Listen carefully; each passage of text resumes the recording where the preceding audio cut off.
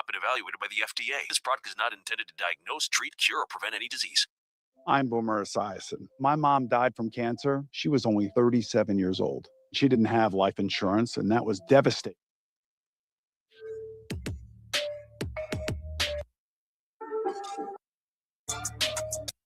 All right, everybody.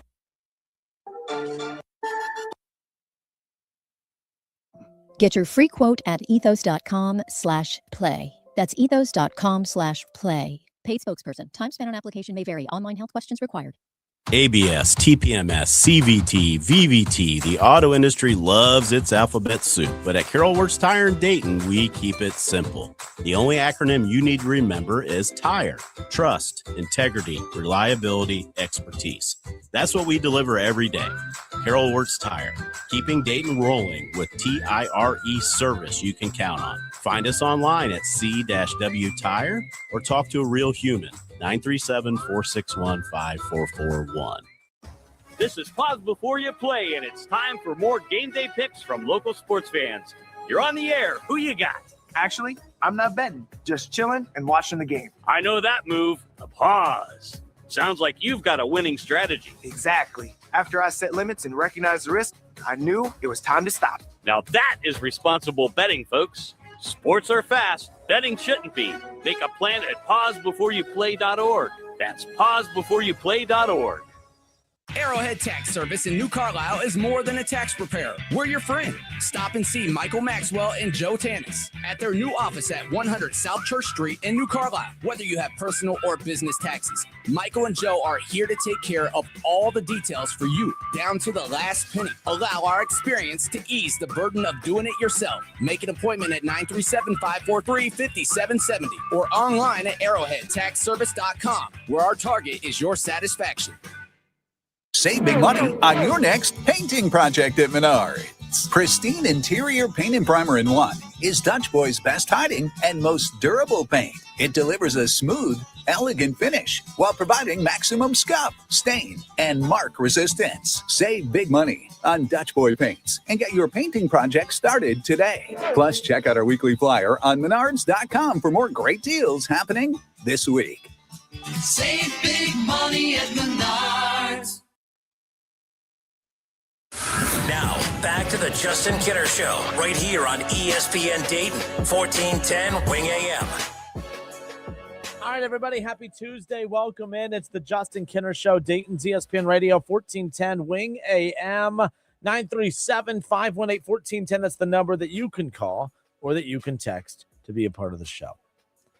We got a lot to get into today. ESPN's Paul Feinbaum weighs in on whether or not we'll actually see Ohio State and Alabama keep that matchup on the schedule for future schedules for the Buckeyes. We'll talk about that to open up the show. We'll have Paul Frischner with the Rebound Rundown. He's going to join us. Dayton coming off of the weekend with another blowout loss on national television, in A-10 play. They got punched in the mouth by St. Louis. They kind of rallied by getting I don't know about a big win, but a bounce-back win against St. Bonaventure at home. And then they followed that up with a 30-point bludgeoning or 29-point, whatever it was. It was bad against VCU over the weekend. So we'll talk about that with Paul Frischner from the Rebound Rundown coming up here in just a little bit. Also, thought it was interesting. Mark Sheldon covers the Cincinnati Reds. He kind of put out what he envisioned to be the Reds rotation this year. And there is one, and what he envisioned the bullpen to look like. There is one huge name missing from the rotation that's in the bullpen that has a lot of people talking, and I kind of like it. We'll talk about that here around the corner as well. But I want to open up with this, a little college football. Okay. I want to open up with some college football, conversation here because we haven't, talked about it in a minute. So Paul Feinbaum has not created headlines, but has got people's attention because on a recent podcast, a recent show, he would go on to say that he believes Alabama will likely cancel its home and home with Ohio State starting in, when that kicks off in the 2027-28 season. Ohio State this upcoming season is wrapping up, the second game of the Texas contract. Of course, Texas opened up the season last year at the Shoe. Ohio State will not open up the season in Texas, but that is their premier non-conference opponent for the 2026 season. And Ohio State's schedule I think in my lifetime, I actually think the season coming up for Ohio State, I think that this is the toughest schedule that Ohio State's ever played in my lifetime, this upcoming season. So we'll talk about that more in depth in a moment. But Paul Feinbaum says he believes that Alabama will Alabama will likely cancel its home and home with Ohio State for next season. He says that the reason is because of the SEC moving from 8 to 9 conference games. He also added that Alabama is in a little bit of a shaky situation right now with Kellen DeBoer, and they're kind of still in that feeling out process. They know they have a good coach, but you're Alabama, you need a great coach. And I think, Ohio State was in a very similar situation with Ryan Day for a while where nobody thought Ryan Day was a bad coach. Everyone was just wondering if he was the right coach because all Ryan Day did was win. But it was the games that he lost that were starting to take over life of, the narrative was taking over, taking a life of its own. And that was a fair question to ask. I think Kellen DeBoer is a good coach. I just don't know if he's meant for Alabama. I don't think he's the guy that's going to get them. But then again, I was starting to feel that way about Ryan Day for a while, and then he wins a national championship last year. So the bottom line is Alabama's a vulnerable program right now, and why put your program in a position, to become more vulnerable? But I'm here to tell you, I see people all over social media today saying that would be the softest move ever if Alabama decided to pull that series with Ohio State. You want to know my take on this? Clip this if you want. Paul Feinbaum believes Alabama is going to cancel the series with Ohio State. My take on this? If I'm Ohio State, I cancel the series with Alabama. Look, the fan in me wants to see Ohio State, Alabama in the regular season. No doubt about it. But common sense tells me those two teams don't need to play in the regular season. Because all that is ego and pride getting in the way. No. We want to show the world that we could beat Alabama. Yeah, and then you lose to Alabama, you pick up one, maybe two losses in Big Ten play, and now your playoff chances basically go down the toilet. We saw this with Texas last year. So many people had a problem with Notre Dame being left out of the playoff last year. I said Notre Dame was not a victim, in my opinion. Notre Dame deserved to be left out. They played a weak-ass schedule. The only two good teams they did play, they lost to, and they don't play in a conference and didn't play in a conference championship game. And then Marcus Freeman, despite the fact that I love him for being from the area, I thought that he approved one of the softest moves in the history of sports by allowing his team to quit because they were throwing the ultimate temper tantrum, but they deserved to be left out of the playoff. The team that I thought should have been included in the playoff was Texas. Texas got left out of the playoff because they played an additional super challenging non-conference game when they didn't have to. When you are Texas and you already play really good teams in the SEC, there is no need to put an additional landmine on your schedule. And the same thing goes for Ohio State. Ohio State, when you have to play the Oregons and the USCs and the Michigans, and now you could add Indiana. I mean, this was about, when you added, USC and Oregon into the mix, and Washington's a solid program as well. You already have Penn State and Michigan in the Big Ten, and now you have Indiana as a new national power moving forward as well. Like, there is really no need for Ohio State to try to get into, a competition of pride, if you will. Take them off the schedule. Look at Ohio State's schedule this year. I think it's going to take Ohio State missing the playoff to kind of get some of your attention because you look at their schedule this upcoming season. Ohio State plays at Texas. They also play at Indiana. They also play at Oregon. They play USC, and they play Michigan. Those are five landmine games right there that can go either way.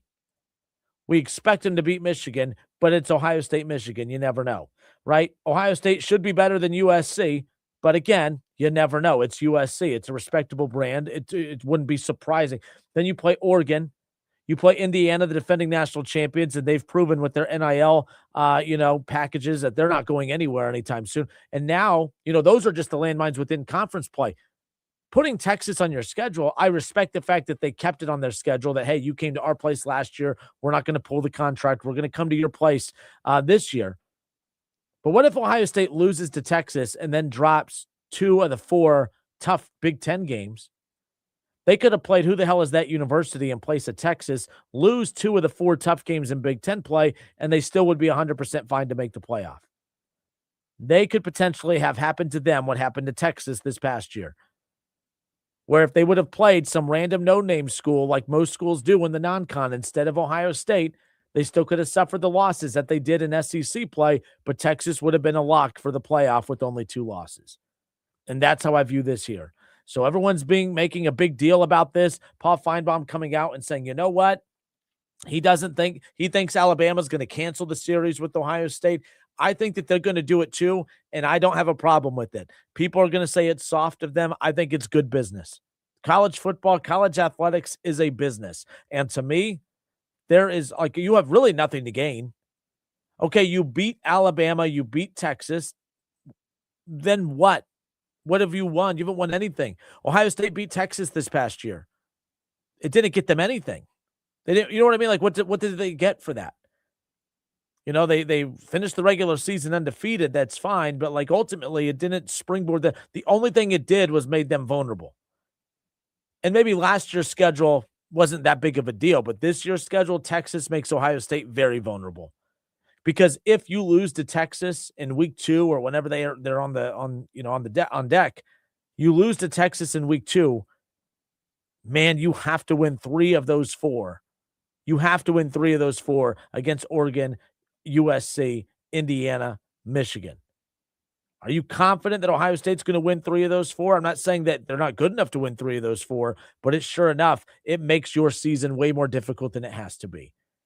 I'm not advocating to take Texas off. I think they need to play the return game because Texas came here last year. But about the Alabama series, nah, I'm fine with it. Alabama, if you pull the plug on it, I'm not upset. I think it's stupid to keep the series on there. So for the next couple of seasons, okay, Ohio State, after they wrap up the Texas series this year, all right, they will have Alabama at the shoe next season, 2027 next season. They will be at Alabama in 2028. Right now, they don't have a premier non-conference game in 2029. They have Navy on the schedule. But in 2030, they will be at Georgia, and then Georgia will be at the shoe in 2031. 2035 and 2036, they have a home and away scheduled with Boston College. I'm here to tell you, Ohio State will not play Alabama. They will not play at Georgia, and not that I'm putting Boston College and those other ones. They may keep Boston College on there because why not? But I'm asking, why keep any of these games on the schedule? Ohio State's playing Ball State and Kent State along with Texas this year in their non-con. Add another who the hell is that state in replace of Texas moving forward, and I think that's what you're going to see. There are enough tough teams, there are enough landmines in the Big Ten moving forward that I don't see the purpose of potentially risking your entire season by playing a premier non-conference game. Had the committee last year rewarded Texas for playing Ohio State and put them in, I would have been fine with that. Then I think teams wouldn't have taken these off the schedule. But I think everybody last year saw the committee punish Texas for having 3 losses, with one of those being against Ohio State, the number 1 undefeated team in the country at the time. So to me, I have a problem with that. Blame the committee. The committee told you, hey, if you have 3 losses, you're not making the playoff. The committee could have told you, hey, we know you have 3 losses, but we want to reward you for challenging yourself in the non-con despite the fact that you have so many tough teams already on your schedule in conference play. We're going to reward you. That's what the committee should have done, which is why I kept saying Texas being left out of the playoff is going to be a problem. There will be more trickle-down effects of Texas missing the playoff this year than the crybaby Notre Dame Fighting Irish. There were no trickle-down effects of Notre Dame missing the playoff outside of the fact that they somehow maneuvered their way into some weird deal where if you finish anywhere in the top 12, you're automatically in the playoff. The committee's stupid for agreeing to it, but you are what you negotiate. Good for Notre Dame. Like I said, Texas being left out of the playoff was a huge mistake because it has opened the door to ruin non-conference September football moving forward. And I think we're already seeing it. It doesn't surprise me. If you're just joining us, it's the Justin Kinner Show, 1410 ESPN Radio. But yeah, Paul Feinbaum came out recently and said that, yeah, he believes that Alabama is likely going to cancel the home and home with Ohio State for next season. Not this upcoming season, but next season starting in 2027. everyone's ripping Alabama, saying how soft that's going to be if they do it. I'm here to tell you, not only do I think it's not soft of Alabama to do it, if they don't do it, I want Ohio State to do it. Take Alabama off the schedule. Take Georgia off the schedule. You have a national power contender in your conference now with Indiana. Penn State's going to bounce back. You know what Michigan is. Oregon's always there. USC always has the potential to come roaring back at any time. It could be as early as this upcoming season. You never know. Washington, you can't count them out. Wisconsin, who has been bad for a while. But one reason that Luke Fickell is back in the mix is because that program said, you know what? We could fire Luke Fickell for not, performing, but he's not performing because we didn't invest into the program. So Wisconsin's come out and said, we're going to invest into the program. The Big Ten has enough landmines, in my opinion. The SEC has enough landmines, in my opinion. These matchups don't need to happen. I want to see them as a fan, and I will enjoy them if they do actually kick off. But, man, think about how angry everyone is around Selection Sunday. You got to think about that day because the committee, they're a wild card. You have no clue what they're going to think, how they're going to think. Don't put them in position to keep you out. That's all I got to say. It's the Justin Kinner Show, Dayton's ESPN Radio, 1410 Wing AM, 937-518-1410. That's the number that you can call or text. Should Ohio State take Alabama off their non-conference schedule for the 2027 season? I say absolutely. I don't see one benefit of keeping Alabama on the schedule if you're the Ohio State Buckeyes. We'll discuss more when we come back. We got Paul Frischner, Rebound Rundown. He'll join us around the corner. Plus, we'll talk some Reds baseball. We got a loaded show. It's the Justin Kinner Show, Dayton's ESPN Radio, 1410 Wing AM.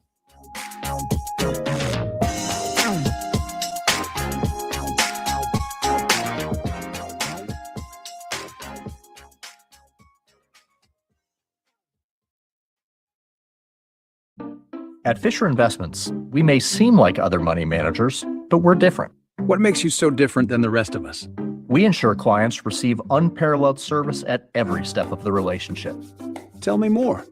Our investment counselors focus on service over sales, prioritizing clients' needs. How do you make money? We don't sell any commission-based products. We have a simple management fee based on the value of our client's portfolio. So we do better when our clients do better. What about client portfolios? We get to know each client, their finances, family, health, lifestyle, and more, and then we tailor a portfolio based on their specific goals and needs. Your clients really come first then, huh? Yes, we make them a top priority. Our goal is helping them achieve a comfortable retirement. Wow, maybe we are different. At Fisher Investments, we're clearly different. Learn more at FisherInvestments.com. Investing in securities involves the risk of loss. 1410 Wing AM, Dayton's ESPN Radio, powered by Progressive Insurance can protect your home and auto. And you can save money when you bundle your home and auto. Get a quote at Progressive.com. That's Progressive.com. When you think of the most exciting team in Dayton, it's okay if you don't think of the doctors and therapists at Premier Health. We don't have jerseys or trading cards. We don't get primetime coverage. We don't sell out arenas, have good drip, or autograph sessions. We're just happy to be your team's favorite team. Do you have an old sports program, baseball, photo, ticket, or game-used equipment just collecting dust? Sports Investments wants to buy your sports memorabilia. They're also interested in old sports cards and also buying political, aviation, and entertainment items. Bring your collectibles to Sports Investments and get a fair value on the spot. If you decide to sell, they'll pay you immediately. Sports Investments is the largest buyer of memorabilia and cards in the area since 1993. Sports Investments also feature the best selection of autographed memorabilia, sports cards, and other collectible items for sale, including all your favorites like Tiger Woods, LeBron James, Joey Votto, the Bengals, the Browns, the Big Red Machine, UC, XU, UK, NKU, UD, Louisville, Notre Dame, and Ohio State, just to name a few. You'll enjoy the experience of dealing with the Walter family. Call them at 513-891-5000. Email adam@sportsinvestments.com or visit them on Montgomery Road, right off I-275, just 40 minutes from WING. Race to savings now at Menards. We have what you need to give your bathroom a fresh, updated look. Shop Menards' great selection of bathroom products from American Standard. No matter the size of your bathroom, American Standard offers a superior line of toilets, faucets, and more. Complete your bathroom update today with American Standard. Plus, view our weekly flyer on menards.com and race to savings on more great deals happening now. Save big money at Menards. $5,000 sign-on bonus. That's right. My friends at Cordell Transportation are now hiring experienced Class A CDL drivers with excellent work history. If that's you, apply now. Cordell Transportation offers home daily dedicated lanes, no-touch freight, and brand new equipment, plus a $5,000 sign-on bonus paid over 18 months, paid orientation, and company 401k with company match. Apply online at CordellTransportation.com. Cordell Transportation, driven to succeed. If you need new roofing, siding or gutters, skylights or patio enclosures, if you're a homeowner or business and need someone you can trust, don't take a chance. Enhance with Lance. Lance Roofing and Siding has been satisfying customers since 1993 and hold an A+ rating with the Better Business Bureau. See Lance Roofing and Siding at their new location at 6903 Dayton Springfield Road in Enon. Call for a free estimate at 864-2722. That's 864-2722. Online at lanceroofing.com. You like saving money, right? We all do. That's why Allstate just lowered the price of car insurance. But wait, there's a catch. Lower. Actually lower. So if you're shopping around or just want to see how much you could save, check Allstate first for a new lower auto rate that could save you hundreds. You're in good hands with Allstate. Not available in every state. Only applicable for new auto insurance business. Rates will vary by several factors, including how you purchase the policy. Potential savings vary. Allstate North American Insurance Company and affiliates, Northbrook, Illinois. If you owe money to the IRS, they'll come after you until you are flat broke. Don't just roll over and take it. The IRS has changed. If you owe more than $10,000, you may be eligible for a huge break, as much as 87%. Haven't filed a return for years? It's time for Guardian Tax. Their happy clients are celebrating. The IRS was going to levy my bank account, but Guardian was able to prevent that and fix all my IRS issues. Thanks again, Guardian Tax. Is tax debt ruining your life? The IRS now has special programs. Guardian Tax understands how the IRS works, personal or business.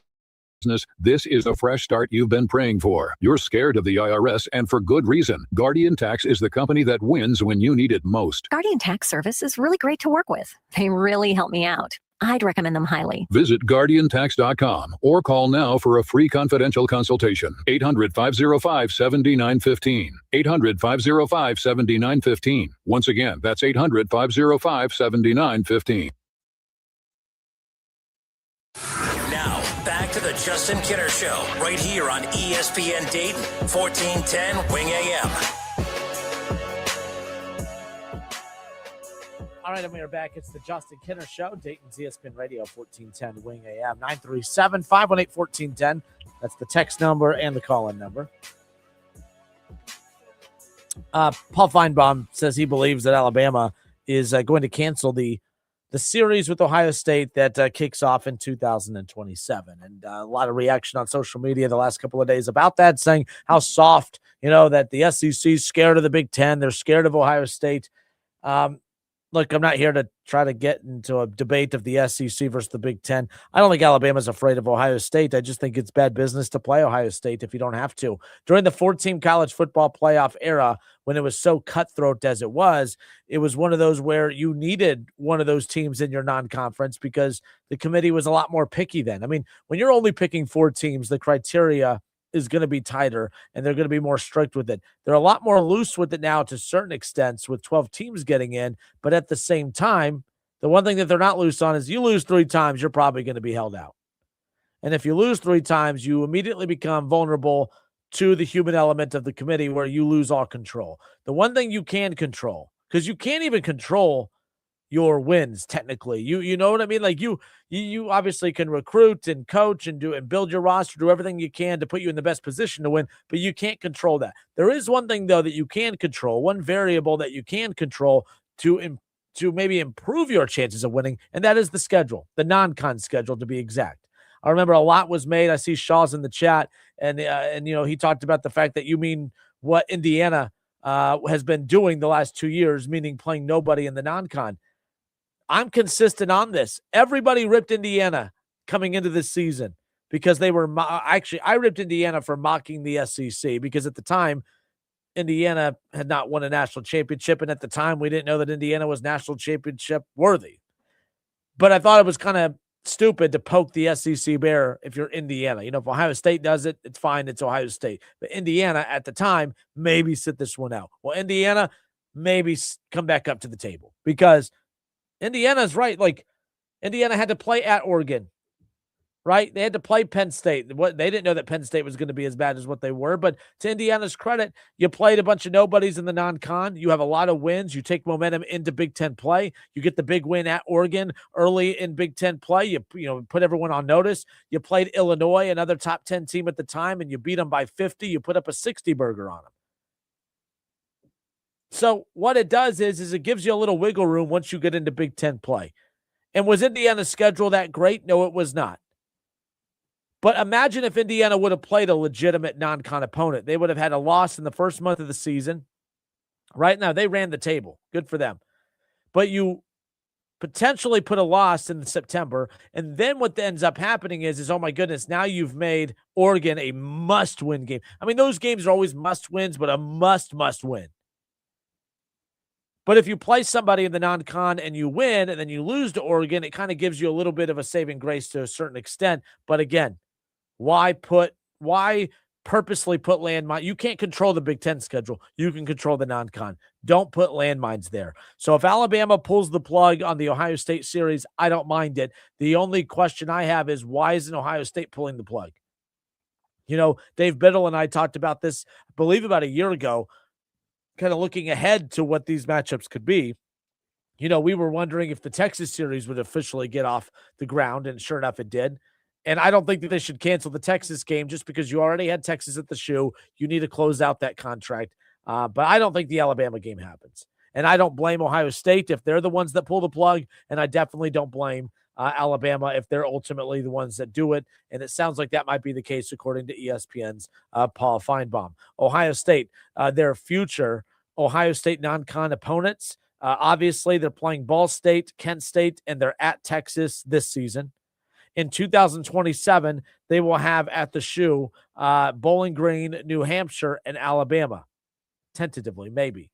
In 2028, Ohio State will have Northern Illinois and Buffalo at the shoe. They will be at Alabama on September 9th. In 2029, their non-con slate's not that strong. Navy, Charlotte, Youngstown State. And when I say not that strong, I mean it's just not good at all. And that's why it's good. When you have USC, when you have Oregon, when you now have Indiana, which is weird to say, but that's where we're at. When you have Penn State, when you have Michigan, I just don't see why you would purposely put landmines in your non-conference schedule. In 2030, they will start a series with Georgia. I don't believe that to be the case, but if that does see the light of day, Ohio State will open up at Georgia on September 14th, or at least open up the Georgia series. But that game will be on September 14th, 2030. And then Georgia will play at the shoe on August 30th, 2031. Again, that's not happening either. These won't happen. These games won't happen, and I don't mind it whatsoever. 937-518-1410. Your calls are welcome. Your texts are welcome. We'll get back into that more coming up here in a bit. I want to remain talking Ohio State real quick, but this time on the college basketball side. We'll get into more college basketball with Paul Frischner from the Rebound Rundown coming up here in just a little bit. But I had a chance to meet Stephen A. Smith a few years ago when I got to go to New York. Bobby Carpenter's a friend of mine. He played at Ohio State. He hosts his own show over in Columbus for The Fan, and he used to work for ESPN with Greeny and those guys when he hosted Get Up, right? So I was in New York back in, it was 2019, 2020 heading in. Yeah, it was 2020 because it was literally right before the entire world shut down. And I got to go. So I was in New York. Bobby was working in New York at the time doing Get Up. And he invited me to come sit in on First Take and Get Up. So I got this was on the Seaport District out there. Really cool opportunity. Got to watch a live, show of both shows. And Stephen A., when I got a chance to talk with him, one of the biggest pieces of advice he gave me when it came to, if you're going to, on how to kind of frame your takes, if you will, was always, if you have a chance to talk to a manager or a coach or an athletic director, a general manager, always make sure it's the simplest question, but it's the best question to ask when it comes to how you frame your opinions. It's a simple one. It's not even difficult. And I use this all the time. It's not even like oh man, that's a golden nugget of advice right there, but it's very simple. Simply ask, your expectations for your team this year and moving forward are what?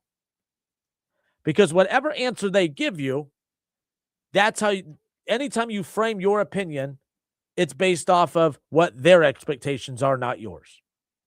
And that's very important when you are giving a take on any organization or any program, is what does the athletic director, what does the coach, if it's professional sports, what does the owner or the general manager or the coach have to say? Their expectations are what? And if they match those expectations, you could frame your opinion based on that. If they fall below it, if they go above it, whatever. And it's simple advice, but it's very, very easy to frame all of my takes based on not what I think your expectations should be. It's what the powers that be.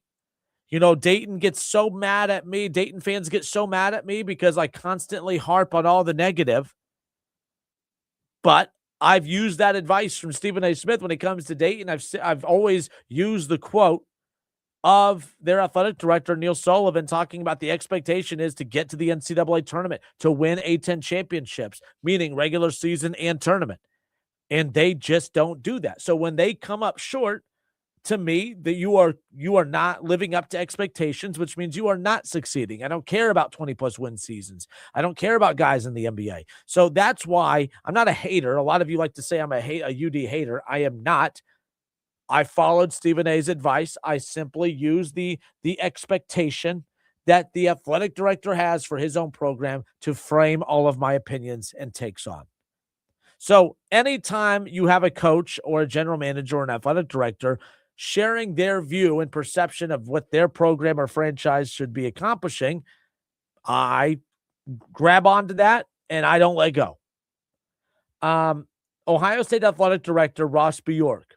Okay. Not a lot's made about their basketball program over in Columbus. I'm in Ohio. I grew up an Ohio State basketball fan. My favorite Ohio State team for me growing up was when they had Jamar Butler and they had David Lighty, and you had Dayton's own Daquan Cook. You know what I mean? You had, obviously Greg Oden in that group right there.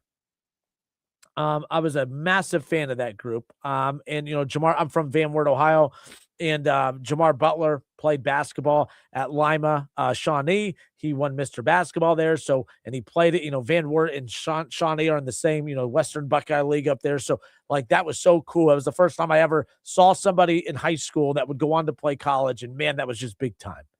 Right. And I remember going to state tournament, watching Daquan Cook and watching Daquan Cook and Dunbar and watching that. And then to see him go to, of course, Ohio State before ultimately going to the NBA. I just thought that was awesome. I remember watching David Lighty in high school at St. Joe's whenever he played, with the basically the Dayton jerseys with the light blue jerseys. That was always so cool to me, watching him play in the state tournament. So watching so many Ohio kids then ultimately go to Ohio State and then to watch them succeed and get to where they ultimately did. Obviously, they had the Indiana kids with Oden and Conley and those guys, but to get to the national championship, it just felt big time, right? Ohio State felt big time at that time, college basketball-wise, and it wasn't just that one class. It would then go on into the Aaron Kraft and the Solinger and the John Diebler and the William Buford and those guys. That was also big time. They also got to a Final Four. Ohio State basketball used to be the real deal. And, John Diebler played on those Buckeye teams. And Jake Diebler, his brother, is now the head coach. And I'm a Jake Diebler guy. I would have preferred Dusty May to be the head coach when they made the hire, years ago. But I also didn't mind Diebler getting the job because of my bias towards the Diebler family. I'm friends with John. Wright State just played, or with I'm friends with John Diebler. Wright State played at Butler earlier in the non-con, and he's an assistant for Thad Matta over there. It was awesome getting a chance to catch up with him before the game. So yes, I have a bias towards the Diebler family, that type of thing. But I do know it's just not working thus far. And it reminds me an awful lot of Wisconsin football. And it sounds like Jake Diebler is going to get a chance to come back to be the coach for Ohio State next year. And let's be clear, Ohio State the season has not ended yet. I don't envision them winning the Big Ten tournament. I think they're on the outside looking into the NCAA tournament. This would be year 2 of missing the tournament, fifth straight year of missing it, second straight year since Diebler's been hired that they would most likely miss the NCAA tournament. But I appreciate when programs who don't invest into their program have the wherewithal to say, yeah, our bad. We're not going to fire our coach because we didn't invest in the program. This is why I really respect Wisconsin football. I had been saying for the longest time that Luke Fickell was going to be out at Wisconsin and probably have a chance to return to Cincinnati the way that we saw Scott Frost do it. When he left UCF to go to Nebraska, it didn't work out there. He ultimately ends up back at UCF, and he's right back where, he was having all the success with before. I envisioned a similar path for Luke Fickell. But Wisconsin did not fire Luke Fickell. Wisconsin came out and said, you know what? We're not firing Luke Fickell. He will be our coach next year. Not only will he be our coach next year, we believe in him, and we believe his shortcomings have been because we have not invested into the program. Wisconsin put a lot of NIL and revenue share into their football program, and it'll be interesting to see what kind of bounce back year they have this upcoming year as far as that goes. Now, I say that because it sounds like Ohio State basketball is doing the same.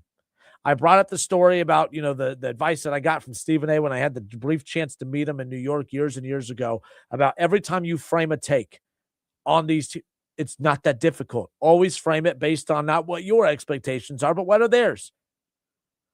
Well, Ohio State athletic director talked about the fact that this has been an NCAA tournament program in the past, and he expects them to be an NCAA tournament program moving forward. He goes on to say basketball will have a bigger revenue share number next year, and then it's about, again, the race to build out third-party NIL opportunities here.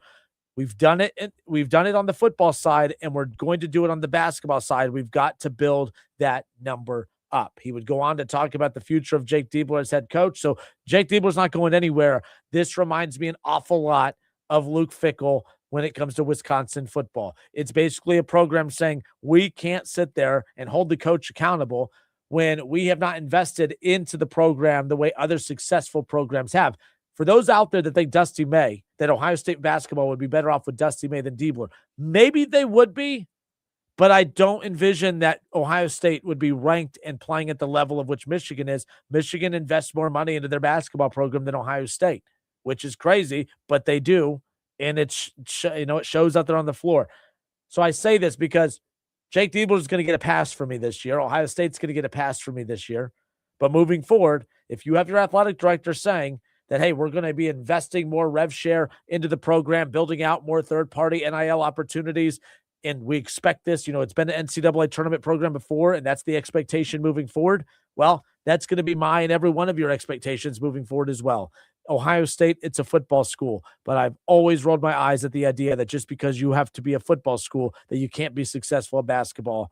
That's not the case, and we'll see what happens moving forward. But I thought that was an interesting take from Ross Bjork. We'll see what ultimately happens nonetheless. I'm Justin Kinner. It's the Justin Kinner Show, Dayton's ESPN Radio, 1410 Wing AM. 937-518-1410, the number to call and jump in on the conversation. I want to continue talking college basketball. Dayton gets punched in the mouth by VCU over the weekend. Dayton's always been really good under Anthony Grant. This might be probably the worst run since he took over for Archie Miller. He got a pass. Everyone said that Archie left the cupboard bare. So he got a pass for some of the struggles early on. But man, oh man, since Anthony Grant got the team back rolling again, this is probably the worst stretch of basketball we've seen in the AG era. We'll talk about that. We'll talk about Patino and Xavier, the Patino Bowl last night. We'll talk about that matchup out of the Big East. We'll talk UC Bearcats. They just can't seem to get it right with Wes Miller. Wright State sitting atop the Horizon League with 6 games to go. How likely is it that they can hold off the other teams around them in the Horizon League? We'll get to all of that. College basketball talk, Rebound Rundown with Paul Frischner when we come back.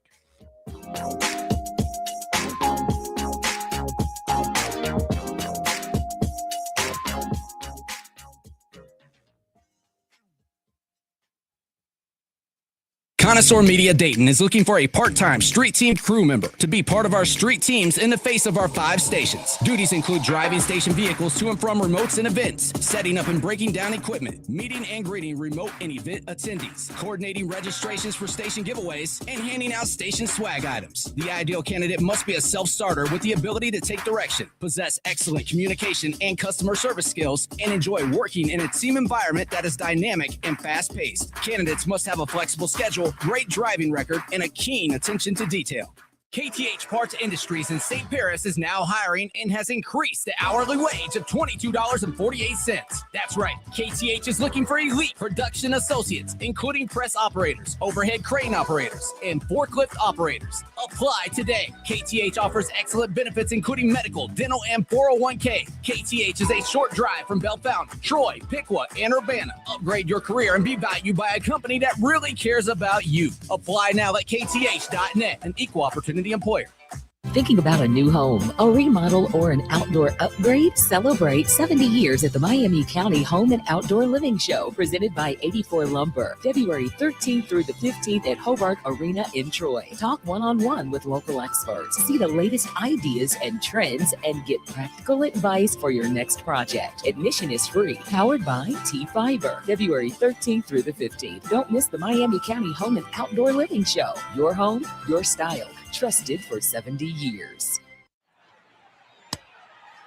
Hey, y'all. It's the Rocket Roger Clemens here. Spent a lot of time pitching heat. Years later, the pain in my joints remind me of those days, but I'm not looking to sit still, and I definitely am not interested in going under the knife. That's why I chose QC Kinetics. Not just for elite retired athletes. QC Kinetics gives everyday folks joint pain relief using regenerative treatments that work with your body to help repair joint damage. No surgery, no long recovery, whether it's your knees, hips, shoulders, or back. My friends at QC Kinetics will help you get moving again so you can get back to doing the things you love. QC Kinetics medical professionals will look at your x-rays or MRI to determine if you're a good candidate. I trusted QC Kinetics to help me feel like myself again, and I'm proud to recommend them to you. Call QC Kinetics.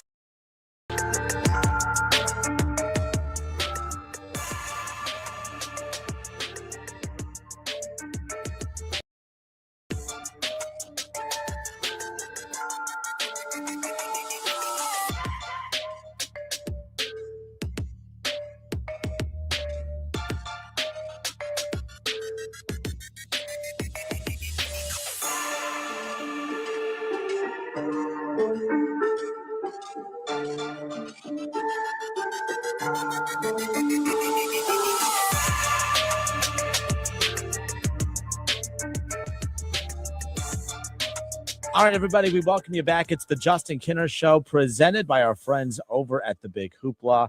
Again, the Big Hoopla, the organizing committee that helps bring us the first 4 each and every year. And it's kind of crazy as we're getting further and further into February.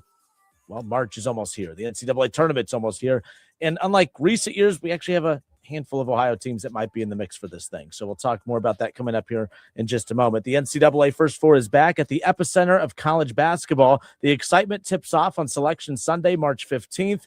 Run the Big Hoopla 4-miler and bring the family to the Free STEM Challenge at Wright State University. Then it's on to the NCAA First Four at UD Arena, March 17th and 18th. The First Four, Dayton and the Big Hoopla. Details at DaytonHoopla.com. All right, let's talk all things college basketball. Bring in our next guest, Paul Frischner with the Rebound Rundown, giving us time like he does each and every week. Mr. Frischner, welcome, sir. How are you? It's one of the best times of the week. It means we're talking college basketball, and I appreciate you having me on, Justin. Yeah, and it's like, oh, yeah, we're going to have Paul on for the remainder of college basketball season, and it seems like there's a lot of college basketball season left, but there really isn't. One of the games I was working the other day, I started looking at the schedule. I'm like, oh, man, there's only – for a lot of these teams, 6-7 games left, the regular season winding down here in the next couple of weeks. Yeah, and it's fun. There are a lot of storylines around the area, right? You're looking, can Dayton finish the season strong? Wright State certainly right at the top of the Horizon League, a contender there for an NCAA tournament bid. It might be favored to win the Horizon League tournament by the time the tournament comes around with the way they're playing right now. Only 2 losses in conference play. Miami, Ohio is the last undefeated team remaining. Probably going to have a coaching search at Cincinnati. Xavier's been, right there on the cusp of some big wins. So, there have definitely been no shortage of storylines. That's for sure. Yeah, let's start with Xavier, just because, and obviously this first year with Pitino, there's been some growing pains along the way, but we saw last night, there's been some fun things to talk about with this team, of course. And, they came close. They just couldn't get it done. 87-82, the final in overtime in the battle of the Patinos, of course. Xavier, it's that up and down season. They're 12-12 on the year, but it really is neat that we get a chance, depending on how long Rick Pitino stays coaching, of course, to get the battle of the Patinos twice a year. And we got to see round 2 of that last night in New York. Yeah, and Rick Pitino said afterwards he really hopes he doesn't see Xavier again in the Big East tournament just because of how well Xavier has played against them in their 2 games. I mean, look, Xavier was up 16 at the Cintas Center a couple of weeks ago and then lost that game by 5. Go to Madison Square Garden, second year in a row. They go to overtime against St. John's. Lost last year, lost this year. Xavier's decision-making, I thought, Justin, was a little suspect down the stretch. Trey Carroll has been the leading scorer for Xavier. He's playing like an all Big East first teamer this season. Didn't have his best 5-minute stretch when it mattered the most down at the end of regulation last night. Really went to a lot of ISO ball, got out of some of the things that they've been good at this year. One of the best teams in the country at sharing the ball, did not share it well last night. Got away from some of the things that have carried them to this point in the season. Now, again, carried them is relative when they're 12-12 and 4-9 in the Big East. But I still think there is something to be said for how Xavier has played. Almost snapped St. John's 9-game winning streak. Now it's 10. St. John's coming off that emotional win over UConn on Friday nights. Maybe a little bit of a letdown spot for them. But yeah, I think, like I've said before here on the show with you, what it does is it gives you some confidence in what Richard Pitino can do at Xavier going forward once he gets some more top-end talent on this roster. Yeah, the Xavier thing too, especially with the Pitino element. I mean, you have your Xavier UC crosstown shootout game that you look forward to every single year. And then there's the 2 Xavier St. John's matchups. Like, it's a fun time. I mean, it's Xavier basketball always has such a passionate following to begin with, but it's a fun time, even though the season's been kind of a downer in the first year of Pitino. There's a lot of just big marquee matchups that fans constantly get to circle every year when that schedule comes out. Yeah, for sure. And I think that that's the way you have to look at it going forward, that you're going to have opportunities. I mean, you think about it, 5 of their 12 losses this year, Justin, have been by a combined 13 points. So they've been right there. You flip 4 or 5. I don't want to say all 5. That's probably hard, but you flip 4 of those 5 and you're not in the NCAA tournament, but you're at least maybe bubbly on the outside looking in and kind of thinking about it. And the season becomes more fun from a conversation perspective, and instead they're 500 and they kind of just are what they are. Yeah, and I'll talk about the other team in Cincinnati. I shouldn't say the other team in Cincinnati. It's Cincinnati, and it's Cincinnati. The Bearcats, obviously very similar to Xavier, not the season that a lot of the fans in that Cincinnati area were really wanting, but it just seems much worse, obviously. There's that little bit grace period in year 1 for Pitino. With Xavier, Wes Miller, it seems like, the patience for him was actually not really much there coming into the season, but with the talent, everyone was willing to kind of overlook that and say, okay, well, hey, we got some dogs. Let's just get to the season and see where it goes. It just hasn't gone well. I actually feel bad. That clip of him, like, apologizing to the fans after, I saw people just ripping him for that. And I'm like, I can't imagine, fans are upset. And he's right. No one's hurt more than he is. I had a problem with fans using that video to tear him down, that they should have fired him. That was embarrassing for I disagree. I think the one thing as a fan, you could see how much the losing is hurting him. People need to slow down a little bit. I get the frustration, but my goodness, it just keeps getting worse though in Cincinnati right now.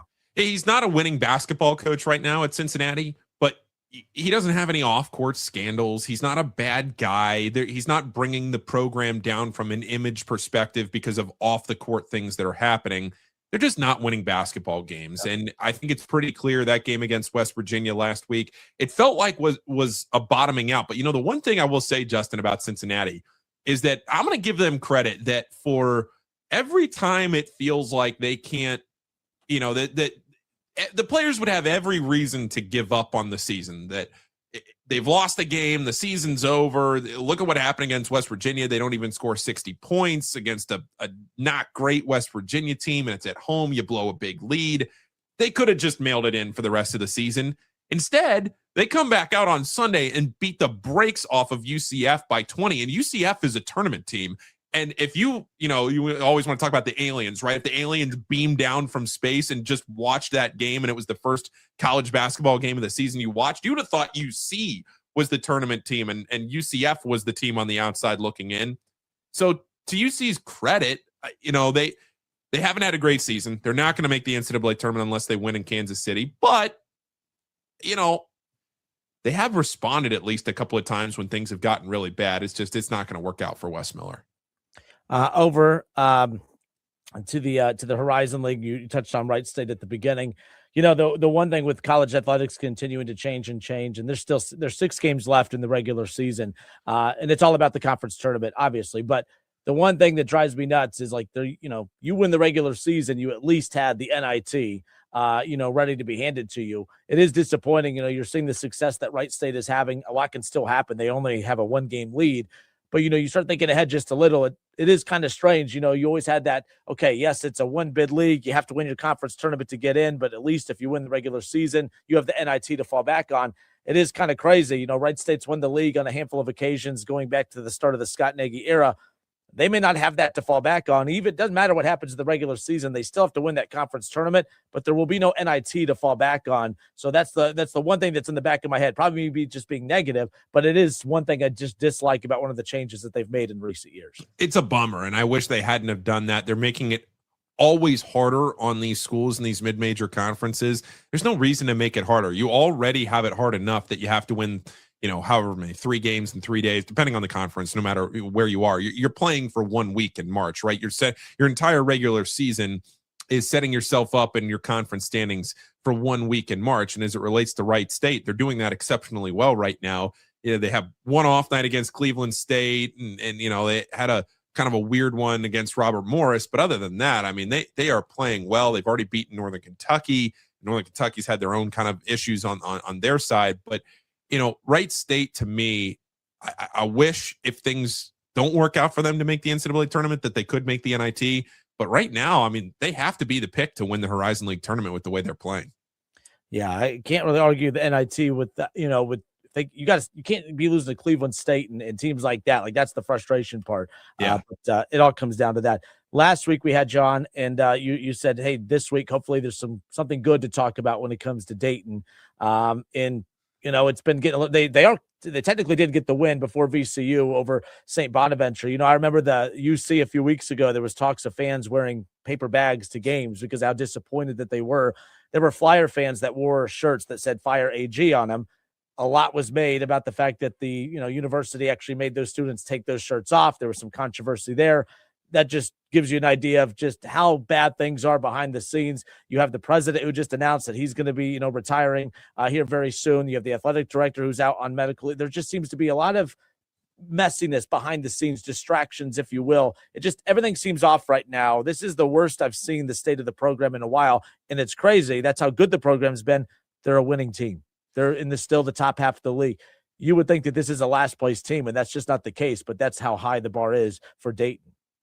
Yeah, and it almost does make me wonder if with all of the instability that's going on right now, and instability might be too strong, but right, you announced that you're going to have a transition to a new president and Neil Sullivan. Hopefully, his health issues are resolved. Obviously, hoping the best for him going forward. And you have to wonder with all of this going on behind the scenes, are you going to add a coaching search onto all of that, or does Anthony Grant get one more year? I mean, now with all of this going on, it does make you wonder, does the new president want to be the one that is involved in those are all the dynamics right now in the last week. It's been a wild week for Dayton. Of course, you snap the losing streak. St. Bonaventure has a shot there at the end.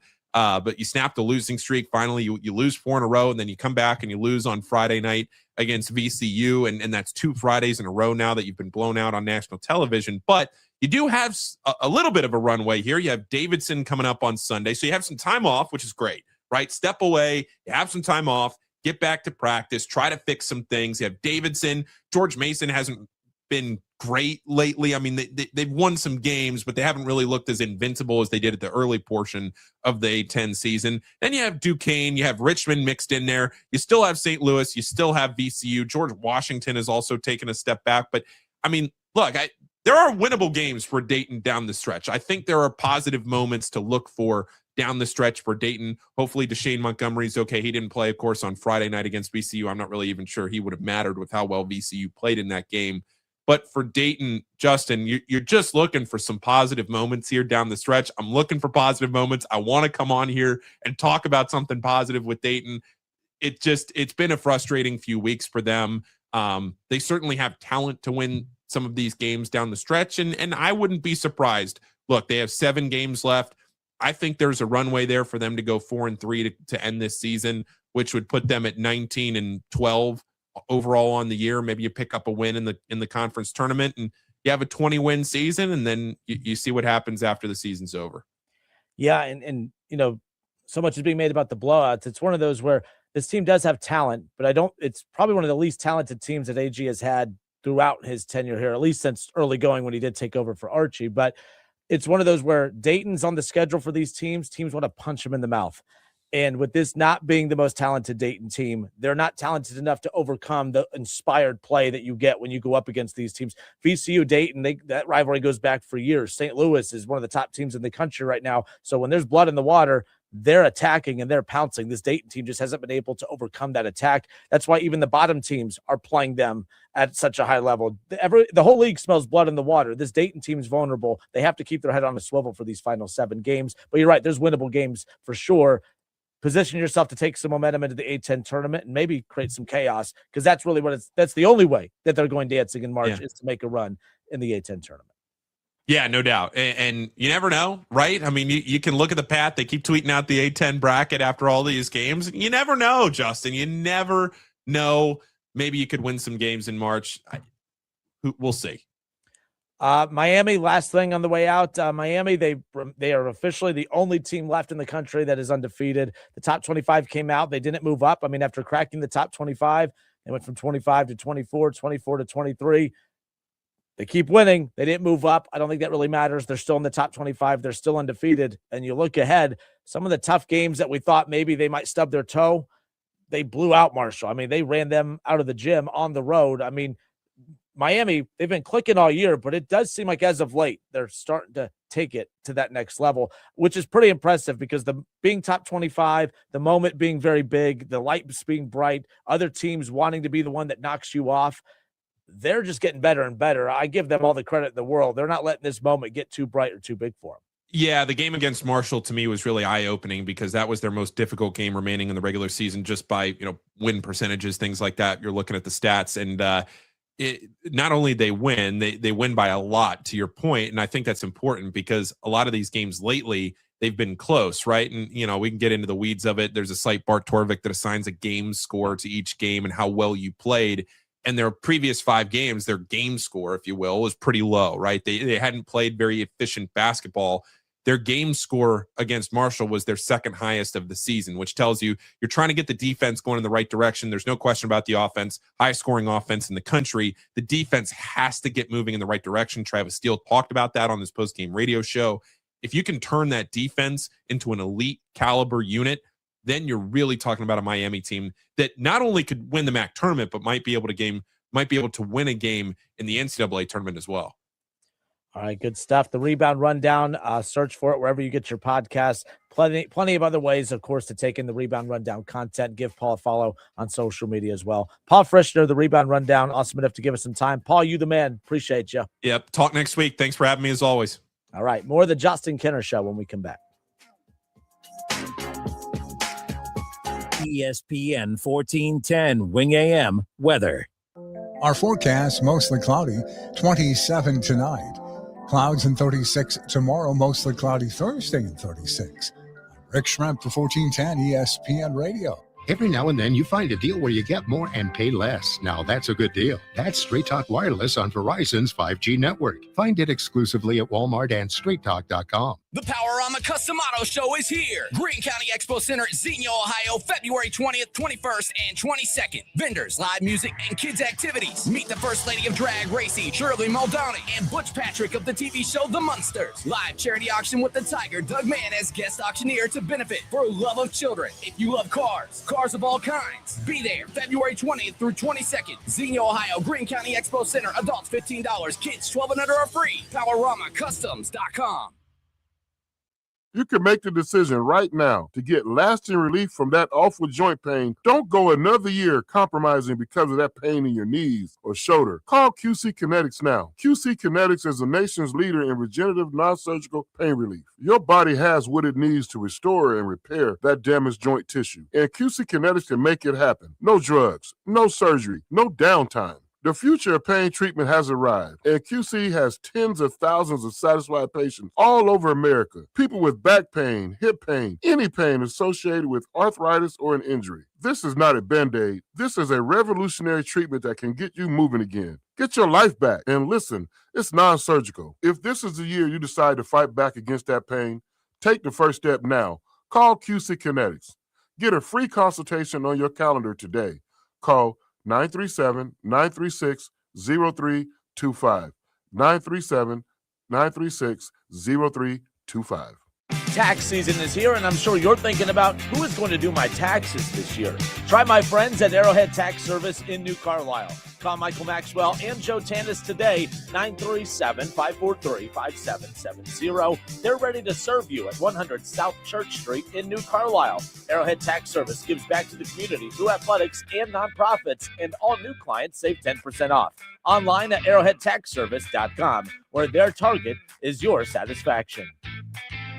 Are you involved with a school or charitable fundraiser that holds an auction, bid and buy booth, or a raffle to raise money? Many of the most popular items at auctions or booths are autographed sports memorabilia items. How can you get great items in your event? Call Adam Walter at Sports Investments. Sports Investments has a consignment program for fundraisers that has provided outstanding items. You select items that are proven sellers, including autographed pieces from Tiger Woods, LeBron James, Joey Votto, the Big Red Machine, the Bengals, the Browns, UC, XU, UK, NKU, Dayton, Louisville, Notre Dame, and Ohio State. Sports Investments consigns the items to your group at a highly discounted price. And when they sell, you keep the profit. You don't pay anything in advance. And if something doesn't sell, you simply return it. You'll enjoy the experience of dealing with the Walter family. Call them at 513-891-5000. Email Adam at sportsinvestments.com or visit them on Montgomery Road, right off I-275, just 40 minutes from WING. Texting enrolls you into recurring automated text messages. Consent not required to purchase. Message and data rates may apply. Man, I love seeing the old gang at these reunions. Did you see Brian? He's in better shape than he was 25 years ago. How is that even possible? Yep, I ran into him a few weeks ago and had to ask. He told me he started taking Eugenics Total T2. The testosterone booster? Yeah, but it's way more than that now. It also skyrockets your nitric oxide in as little as 3 hours. I started taking it right away, and I'm already seeing results. I was wondering what you were doing. You seriously crushed me in that pickup game last week. Yep, after 40, energy, strength, drive, it all starts going downhill. But with T2, I feel like my old self again. Stronger, leaner, and my energy is way up. My wife even noticed a difference. They're giving out complimentary bottles right now. Just send them a text. Text ROCK to 321-321 for your complimentary bottle of new Nugenix Total T2. Text now and you'll also get a free bottle of Nugenix Thermo X, our most powerful fat incinerator. That's ROCK to 321-321. These statements have not been evaluated by the FDA. Product not intended to diagnose, treat, cure, or prevent any disease. If you need new roofing, siding or gutters, skylights or patio enclosures, if you're a homeowner or business and need someone you can trust, don't take a chance. Enhance with Lance. Lance Roofing and Siding has been satisfying customers since 1993 and hold an A+ rating with the Better Business Bureau. See Lance Roofing and Siding at their new location at 6903 Dayton Springfield Road in Enon. Call for a free estimate at 864-2722. That's 864-2722. Online at lanceroofing.com. With Progressive Insurance, you could save big when you bundle your auto, home, motorcycle, RV, or boat insurance. Visit Progressive.com for more information. That's Progressive.com. Hey, Cordell Transportation is now hiring experienced Class A CDL drivers, excellent pay, benefits, and a $5,000 sign-on bonus. Apply right now online at CordellTransportation.com. Do it right now. Driven to succeed. Thinking about a new home, a remodel, or an outdoor upgrade? Celebrate 70 years at the Miami County Home and Outdoor Living Show, presented by 84 Lumber, February 13th through the 15th at Hobart Arena in Troy. Talk one-on-one with local experts, see the latest ideas and trends, and get practical advice for your next project. Admission is free, powered by T-Fiber, February 13th through the 15th. Don't miss the Miami County Home and Outdoor Living Show. Your home, your style. Trusted for 70 years. Every morning, we rise and shine, make breakfast, and brush away the night's rest. These routines help us start the day off right. Nature-Made vitamins are a simple step in that daily care regimen. Multivitamins with daily essentials, clinically studied probiotics for gut health support, magnesium to help relax the body. Nature-Made is made to care for you every day. These statements have not been evaluated by the Food and Drug Administration. These products are not intended to diagnose, treat, cure, or prevent any disease. Hello, it's John Kozik, founder and president of TurboTrack Realty, and I buy houses as is, fast for cash. Call me today for an all-cash offer on any of your properties, and we can close within days at 614-470-2000, 614-470-2000. Do you own a property that's outdated and needs thousands of dollars in repairs? Great, I'll buy it. Give us a call today for an all-cash offer at 614-470-2000, 614-470-2000. Would it be convenient for you if you could simply take what you wanted and leave the rest behind? Great, I'll buy it. I buy vacant properties, inherited homes, divorce situations, death in the family, apartment buildings, rental portfolios. I even buy my tenant won't pay me the rent houses. Call TurboTrack Realty today for an all-cash offer and speak with one of our friendly staff members at 614-470-2000, 614-470-2000.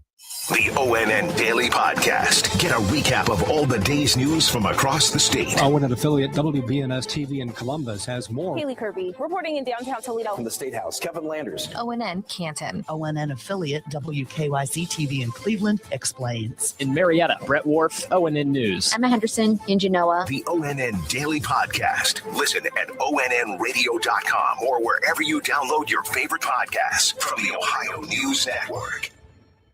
Have you heard? Bath Creations has moved to their new location and showroom at 8741 North Kimmel Road in Clayton. This gives you even more opportunity to see the incredible amenities and craftsmanship Bath Creation offers. With Bath Creations, you get a beautiful, modern bathroom that is safe, comfortable, and affordable. Attention first responders, veterans, and active military. Save an additional $500 off your purchase. Visit at 8741 North Kimmel Road in Clayton or online at mybathcreations.com and get a new bath today.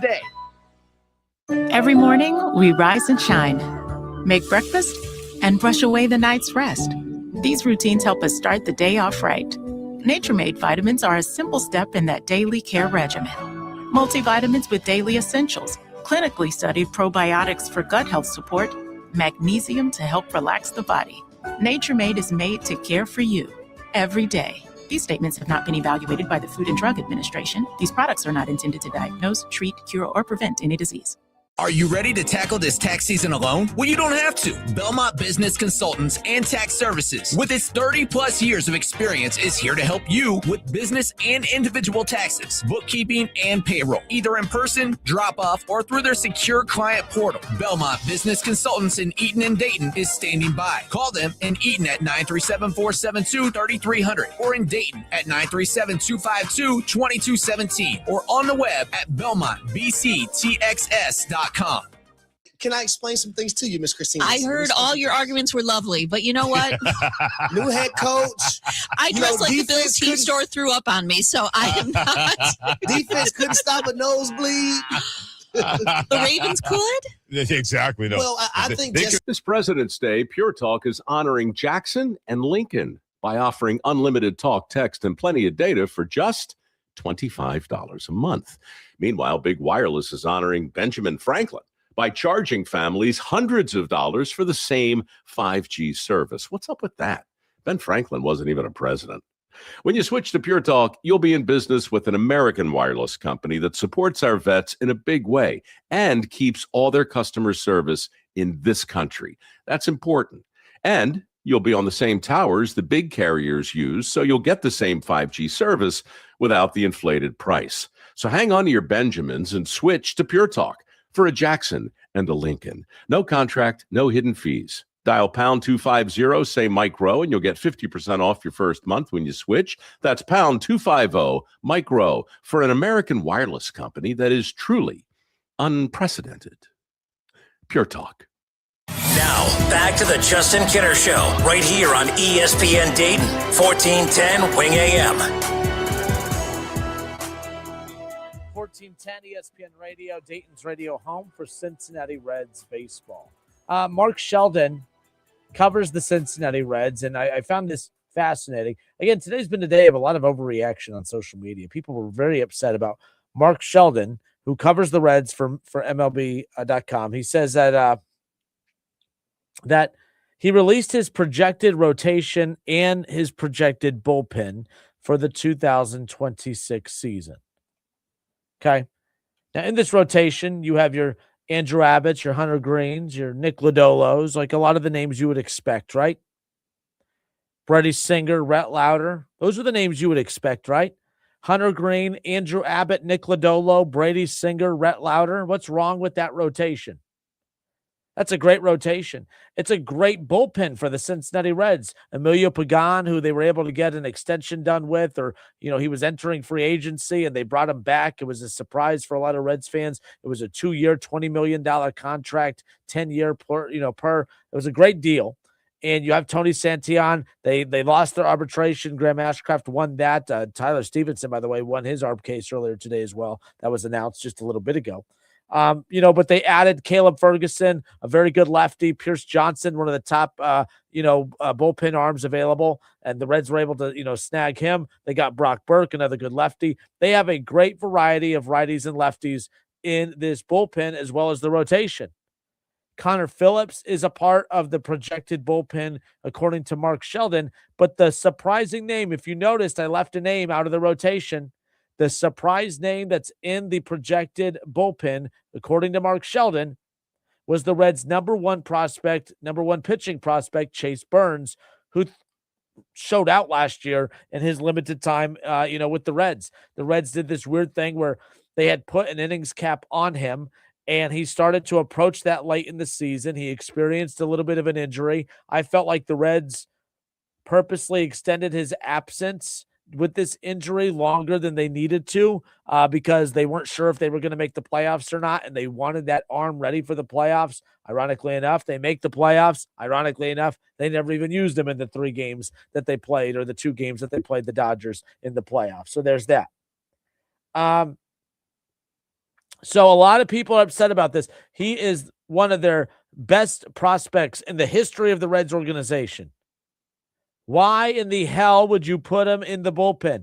I'm here to tell you right now, I actually love the idea of putting him in the bullpen. Keep in mind, the Reds were very cautious with Hunter Green when they called him up. Innings caps are not only put on for your first season, it's usually going to be put on. I mean, keep in mind, this kid was drafted just over a year ago. I mean, he was drafted, he wasn't even with the Reds, or just over a little bit a year ago. So, he wasn't even with the organization an entire year. He sped through the ranks of the Reds farm system. He got called up fairly quickly, quicker than what I had anticipated. There was a lot of comparisons between him and Paul Skeens. Paul Skeens is unbelievable, right? And his goal was, he was compared to him as far as being that type of prospect. And he's actually good friends with Rhett Lauder. Rhett Lauder got called up in his first season. And a year ago at this time, Chase Burns was doing interviews, and he said his goal was to get called up in his very first season. And all of us thought that rotation for the Reds is so solid last year that there's no way that they would call up Chase Burns. Injuries happened. They didn't have a lot of depth at certain points throughout last year. So it kind of sped that call up along. But he went through there was a stretch of 4 straight starts last year where he had 10 strikeouts or more. And man, does he bring the heat. Man, he has starter-like stuff. And yes, he will be one of the Reds. He will be the Reds' ace. He will be fighting for the ace title along with Hunter Green for many, many years to come. But right now in year 2, there will be an innings cap on him. And I think that the best way to continue to ease him along is to put him in the bullpen. I have no problem with it. Hunter Green, Andrew Abbott, Nick Lodolo, Brady Singer, Rhett Lauder. I love that rotation. I also know that not all 5 of those guys are going to be healthy for the entire season. I also know that Hunter Green, as much as he is the ace and face of this Reds pitching staff, this is a guy that in the entire stretch of his professional Major League Baseball career, going all the way back to when he was with the Dragons till now, he has never made it through an entire season without spending at least 1 month on the IL. All right, Nick Lodolo has never made it through a full season without spending at least 1 month on the IL. Rhett Lauder is coming off of an entire season missed due to injury, right? Like Andrew Abbott's been a workhorse, but he started the season last year. He missed some starts early last year. He wasn't available to start the season due to injury. Injuries happen. This is kind of like the role that Nick Martinez had a year ago. A lot of people were pissed off that the Reds spent $22.5 million on Nick Martinez. And I said, I think that he is worth every penny because he could be your best, most consistent bullpen arm. But if you get, in a pinch, he can go be one of your top starters as well. And Nick Martinez did a good job of balancing between both roles. And I think when you are a team like the Reds who have a lot of hybrid roles, I think Chase Burns is going to be a hybrid pitcher this year. He's going to start out the season in the bullpen potentially. And I think that when an injury happens, and we know that it will, he will be the perfect one that you can call up to make some spot starts here and there. And then guess what? You get past the All-Star break and you start to feel like you have, pretty solid control of what your playoff picture is going to look like. If you want to start ramping him up so that he's available for the postseason, they can make that adjustment as they go over a super long and obnoxious 162-game season. I'm telling you this because I saw a lot of people say that there's no way in hell that the Reds would put him in the bullpen to start. I'm here to tell you, if it was any other Reds media member, I would probably say the same thing. Mark Sheldon is probably the most tapped in. Him and C. Trent Rosecrans are probably the 2 most tapped in individuals, right? Like Charlie Goldsmith does a good job, but I don't think he's as locked in as those 2. Those 2 do an outstanding job. And he's getting that from somewhere. That's not just him. Mark Sheldon is not a sports talk show host that has to say things to generate buzz. That's not what his role is. That's not what he does. Mark Sheldon was someone dropped this piece of information into, to him. I think that this is seriously being considered. Now you could say, well, why would you not put Chase Burns in the rotation as a right-handed pitcher and take right-handed pitcher Rhett Lauder and put him into the bullpen? He's also a young pitcher. He's also coming off an injury. Why would you not ease him back? And I think that's a fair, valid question. But I think it all comes down to if you're going to put an innings cap, and I think that there is an innings cap on Rhett Lauder, but I think if you're going to put an innings cap on both of these guys, I want to make sure that we're not flirting with the possibility of shutting Chase Burns down further into the season. And the way you do that is you have him come out of the bullpen early. He's still a very relatively young player. I have no problem with this whatsoever. I think it's a winning move. I have no problem with it. Reds fans, what do you think? We're live on the Justin Kinner Show Facebook page. We're live on the Justin Kinner Show YouTube channel. Do you have a problem? Would you have a problem? Because it's not like it's going to happen. We don't know if it's going to happen or not. But Mark Sheldon, I think he's a hell of a reporter. I don't think he's putting that out there unless he has been fed something or picked up on something from the organization itself. So I trust his inkling, if you will. And if it doesn't happen, it doesn't mean he's wrong. I'm sure there's another circumstance that would lead to it. I think that Chase Burns he's all gas, no brakes, right? And I think he has everything you would want in a young pitcher that has all of that strength and all of that power. He's still trying to learn how to control it. He still walked some guys last year that you wish you wanted to watch. There was stamina that was a little bit of a concern last year as well. But when you have a guy that's all gas, no brakes, if Hunter Green gets pulled in the 6th inning and you can have him come in for an inning or 2 innings and all gas, no brakes before you then go to a Graham Ashcraft or go to a Ferguson or go to whatever lefty-righty matchup you need to attack, I think that it makes all the sense in the world. I like the idea of Chase Burns coming out of the bullpen. This team is deep. Pitching, this is an impressive rotation. It's an impressive bullpen. And I think that the Reds, they are very as flexible as they are with this lineup and guys that can play multiple positions. The fact that they have a guy that could be a dominant starter or a dominant weapon out of the bullpen, I have no problem with it, none whatsoever. When you think about just how good Andrew Abbott was last year, Andrew Abbott was statistically as good, if not better, than Hunter Green. Hunter Green's the face and ace of this staff, no doubt. But the fact that you have another pitcher in this rotation that is rivaling the impact of a Hunter Green, and then let's not forget that when Nick Lodolo is healthy, man, the movement on his balls, I tell you what, he is as good as those guys. They have three legitimate dudes, and Brady Singer was a phenomenal addition last year. That was a great get in the trade for Jonathan India, of course, and Rhett Lauder came on strong in the September of 2024. So I have no problem with this move whatsoever, because if Rhett Lauder comes back and he looks a little bumpy to start the season and he's not ready, you could send him back, send him back down. Chase Burns replaces him. It's fine. You have the depth to toy around with this thing, in my opinion. I love it. I love the idea of him coming out of the bullpen, because that's the other thing. Rhett Lauder was also so damn good in that 1 month of ball that we got to see him. How do you put him in the bullpen? And you could argue that Rhett Lauder was better in his starts than what we saw early on from Chase Burns, even though Chase Burns is more flashy and has more powerful stuff. I just don't think you can go wrong in this particular situation. I'm okay with it. It's also February 10th. There's still a lot of time between now and opening day, 46 days to be exact. The Reds will figure it out. Garrett Crochet, by the way, the pitcher for the Boston Red Sox, they announced today that he would be their opening day starter. So we know that the Boston Red Sox and the Cincinnati Reds, we know what the pitching matchup is going to look like on opening day, barring any injury, of course. But it was reported yesterday from Charlie Goldsmith that this team everyone's healthy heading into camp. Everyone's healthy heading into camp, and I think that's a great thing. So things are moving along. Things are trending in the right direction. I think it's pretty exciting nonetheless. Let me know in the chat, 937-518-1410. You could text or call, but let me know on the Justin Kinner Show Facebook page. Are you okay? Would you be against Chase Burns starting the season in the bullpen? I love the idea.